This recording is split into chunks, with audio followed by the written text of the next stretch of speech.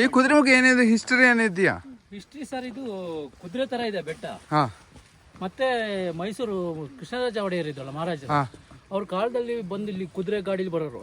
Okay ಆ ದಾರಿನೇ ಇದೆ ಎಲ್ಲ ಮೇಲ್ಗಡೆ. ಓಕೆ. ಮೇಲ್ಗಡೆ ಗೆಸ್ಟ್ ಹೌಸ್ 3 ಇದಾವೆ. 3 ಇದೆಯಾ? ಬಿದ್ದೋಗಿದಾವೆ, ಅವಶೇಷ ಇದೆ, ಗೋಡೆಗಳು ಇದೆ. ಹಾಗಾಗಿ ಕುದುರೆ ಗಾಡಿಲಿ ಬಂದಿದ್ದಕ್ಕೂ ಕುದುರೆ ಮುಖ ಅಂತ ಹೇಳ್ತಿದ್ದಾರೆ. ಕುದುರೆ ತರನು ಇದೆ ಬೆಟ್ಟ. ಬೆಟ್ಟ ಇದೆ, ಹಾಗಾಗಿ ಅದು ಕುದುರೆ ಮುಖ. ಕುದುರೆಮುಖ ಇದೆ. ಕೆಳಗಡೆ ನಾನು ನೋಡಿದ್ರೆ ಇದು ಕುದುರೆ ತರನೇ ಇದೆ ಸರ್. ಸೇಮ್.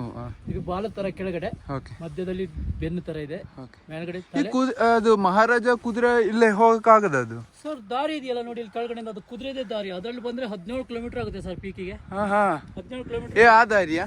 ಅದ್ರಲ್ಲಿ ಅದು ಇದು ಸ್ವಲ್ಪ ನಾವು ಕುದುರೆ ದಾರಿಲೇ ಬಂದಿವಿ. ಹಾ, ಇವತ್ತು ಬಂದಿದ್ದೆಲ್ಲ ಶಾರ್ಟ್ ಕಟ್. ಓಕೆ. ಸ್ಟೀಪ್ ಗಳು ಒಂದು ಸಿಗಲ್ಲ. Okay okay. ಏನ್ ನಿಧಾನ ಬಂದ್ರೆ ಓಕೆ, ಆರಾಮ್ಸೆ ಯಾರು ಬೇಕಾದ್ರೂ ಟ್ರಕ್ ಮಾಡ್ಬೋದು, ಆ ತರ ಪ್ಲೇಸ್.